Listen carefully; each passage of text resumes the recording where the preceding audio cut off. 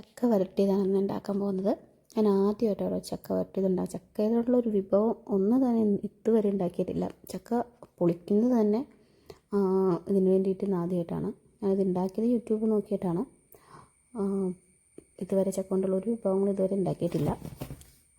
അപ്പം ഏകദേശം ഒരു മീഡിയം ടൈപ്പ് ചക്ക പൊളിച്ചെടുത്ത് അതിലേക്ക് ഒരു 1/2 ഗ്ലാസ് വെള്ളം ഒഴിച്ച് ഒരു 3-4 വിസിൽ അടുപ്പിച്ചതിന് ശേഷം അതൊന്ന് തണുപ്പിച്ചിട്ട് നമ്മൾക്ക് മിക്സിയുടെ ജാറിലേക്ക് നന്നായിട്ടൊന്ന് അരച്ചെടുക്കണം.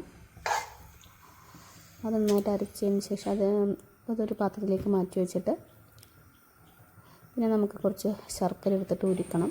ഏകദേശം ഒരു 1/2 കിലോ ശർക്കരയാണ് എടുത്തത്. ഒരുപാട് മധുരം ഞാൻ അങ്ങനെ നോക്കിയില്ല. ഒരുക്കി മാറ്റിയ ശർക്കര പാത്രത്തിൽ വെക്കുന്ന കുറച്ച് നെയ്യ് ഒഴിച്ചിട്ട് ഈ അരച്ച് വെച്ച ചക്ക നന്നായിട്ട് ഇളക്കണം. ഏകദേശം ഒരു 3/4 മണിക്കൂറോളം ഉണ്ടായിട്ട് ഇതിൻ്റെ ഫൈനൽ സ്റ്റേജിലേക്ക് എത്താനായിട്ട് ഒരുക്കി വെച്ച ശർക്കര കുറച്ചിട്ട് ഞാൻ ഇതിലേക്ക് ഒഴിച്ച് കൊടുത്തു. 1/2 കിലോ ഞാൻ കുറേശ്ശായിട്ടാണ് ഉണ്ടോ ഞാൻ ഒഴിച്ചു കൊടുത്തത്. ഇത് ഓൾറെഡി അതിനെ കുറേശ്ശായിട്ട് അരിച്ച് വെച്ചത് ആണ് ഞാൻ ഒഴിച്ചു കൊടുത്തത്. അതിൻ്റെ അതിൽ കല്ലൊക്കെ ഉണ്ടാവുമല്ലോ. നമുക്ക് അത്യാവശ്യം എടുക്കുമ്പോൾ ഇളക്കി പിന്നെ ഇത് പിള്ളേർക്കൊക്കെ ബ്രെഡിൻ്റെ കൂടെയൊക്കെ കൊടുക്കാൻ നല്ലതാണെന്നൊക്കെ, ചപ്പാത്തിയുടെ കൂടെയൊക്കെ കൊടുക്കാൻ നല്ലതാണല്ലോ.